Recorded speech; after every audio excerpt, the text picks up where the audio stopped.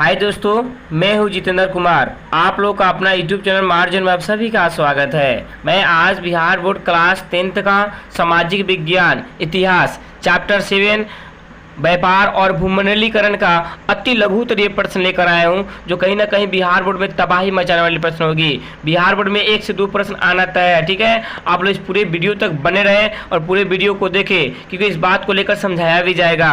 ठीक है, पहला इसमें क्वेश्चन देख लेंगे, विश्व बाजार किसे कहते हैं? तो कहेंगे इसका नाम ही है विश्व बाजार, पूरी दुनिया की बाजार। तो विश्व बाजार उस बाजार को कहते हैं जहां विश्व के सभी देशों की वस्तुएं आम लोगों को खरीदने के लिए उपलब्ध हो, उसे विश्व बाजार कहते हैं। जैसे भारत की आर्थिक राजधानी मुंबई। ठीक है, याद रखें, जैसे भारत की आर्थिक राजधानी मुंबई। फिर से समझ लेंगे, विश्व बाजार उस बाजार को कहा जाता है जहां पे दुनिया की सभी वस्तुएं आम लोगों के लिए उपलब्ध कराई गई हो, उसे विश्व बाजार कहते हैं। याद रखेंगे। क्वेश्चन नंबर 2 है, औद्योगिक क्रांति क्या है? कहेंगे औद्योगिक क्रांति एक ऐसी प्रक्रिया है जिसमें मनुष्य किसी वस्तु का निर्माण हाथों से न कर मशीन और यंत्रों से करते हैं, तो वस्तु का निर्माण अपार मात्रा में होता है। तो वस्तु का निर्माण अपार मात्रा में होता है, यही प्रक्रिया औद्योगिक क्रांति कहलाता है। ठीक है, याद रखेंगे। फिर से समझ लेंगे, औद्योगिक क्रांति एक ऐसी प्रक्रिया है जिसमें मनुष्य किसी वस्तु का निर्माण हाथों से न कर मशीन और यंत्रों से करते हैं, तो वस्तु का निर्माण अपार मात्रा में होता है, यही प्रक्रिया औद्योगिक क्रांति कहलाती है। औद्योगिक क्रांति कहाँ आई थी? सर्वप्रथम इंग्लैंड में आई थी। याद रखिएगा, इसमें वस्तु का निर्माण इतना ज़्यादा हुआ था कि इसको खपत करने के लिए बड़े बड़े बाजारों की आवश्यकता पड़ गई थी।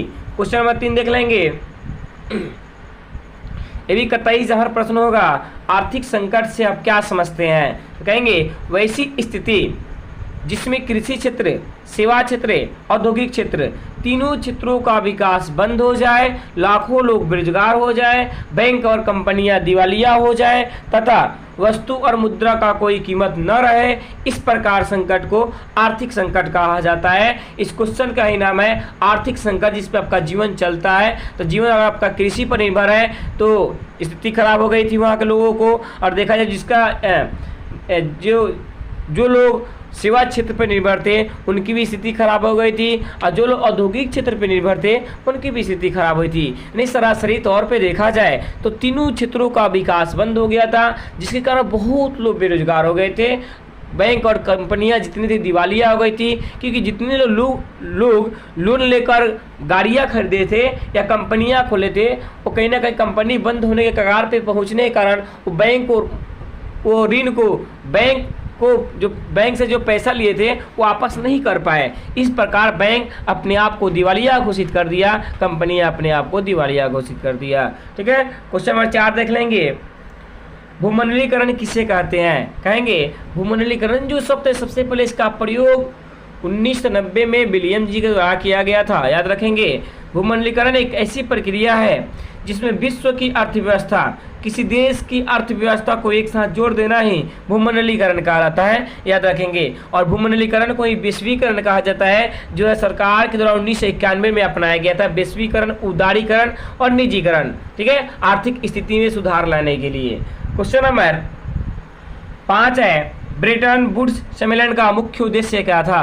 कहेंगे द्वितीय विश्व युद्ध के समय सरकार ने 1944 में अमेरिका के न्यू हैम्पशायर नामक स्थान पर एक ब्रिटेन सम्मेलन बुलाया, जिसका उद्देश्य था अंतर्राष्ट्रीय मुद्रा कोष तथा विश्व बैंक का स्थापना करना, ताकि वहाँ के लोगों की स्थिति सुधार हो सके, क्योंकि प्रथम विश्व युद्ध और द्वितीय विश्व युद्ध के कारण लोगों की स्थिति अत्यंत जर्जर हो गई थी। उसमें सुधार लाने के लिए सरकार ने 1944 में अमेरिका में स्थित न्यू हैम्पशायर नामक स्थान पर एक सम्मेलन बुलाया, जिसे ब्रेटन वुड्स सम्मेलन कहा जाता है, वहाँ के लोगों की स्थिरता या पूर्ण रोजगार बनाए रखने के लिए। ठीक है, उद्देश्य क्या था कि अंतर्राष्ट्रीय मुद्रा कोष की स्थापना करना और विश्व बैंक, विकास बैंक का स्थापना करना। क्वेश्चन नंबर 6 है आज के लिए, लास्ट क्वेश्चन देख लेंगे, बहुराष्ट्रीय कंपनी क्या है? बहु यानी एक से अधिक कंपनी को बहुराष्ट्रीय कंपनी कहा जाता है, ये भी कह सकते हैं आप।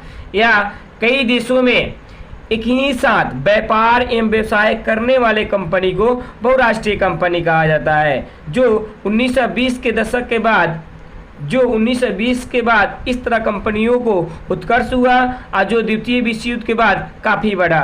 ठीक है, याद रखेंगे बहुराष्ट्रीय कंपनी का 23 जहाँ प्रश्न होगा।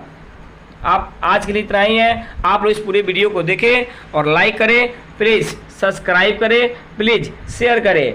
धन्यवाद। जय हिंद, जय भारत। कहीं डाल डाल पे सोने की चिड़िया करती है बसेरा, ओ भारत देश है मेरा, ओ भारत देश है मेरा।